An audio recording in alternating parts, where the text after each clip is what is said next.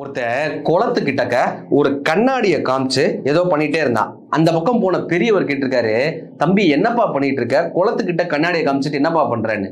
இல்லைங்க, நான் மீன் பிடிச்சிக்கிட்டு இருக்கேன் இருக்கா. எப்பா கண்ணாடியை காமிச்சு எப்படிப்பா மீன் பிடிக்க முடியும்? நான் இப்படி மீன் பிடிச்சதாங்க ஒரு நாளைக்கு 15,000 ரூபாய் சம்பாதிக்கிறேன். 15,000 ரூபாய் சம்பாதிக்கிறியா? எப்படிப்பா ஒரு நாளைக்கு 15,000 ரூபாய் சம்பாதிக்கிற? இதுல எப்படிப்பா 15,000 சம்பாதி அப்படின்னு சொல்லி அதை சும்மா உங்களுக்கு கத்துக் கொடுக்க முடியுமா? ஒரு 1,000 ரூபாய் கொடுங்க, நான் உங்களுக்கு கத்துக் கொடுக்குறேன்.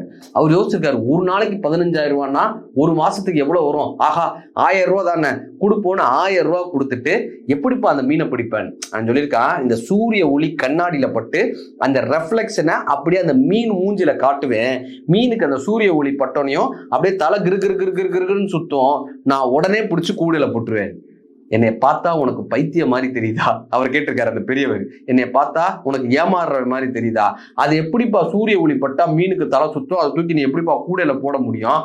சரி, இன்னைக்கு நீ எத்தனை மீன் பிடிச்ச சொல்லு பார்ப்போம், எத்தனை மீன் பிடிச்ச அவன் சொன்னா, உங்களோட சேர்த்து 15 மீன் அப்படின்னு இருக்கான். இப்ப இவன் பிடிச்ச மீன் என்னன்னு தெரியுதா?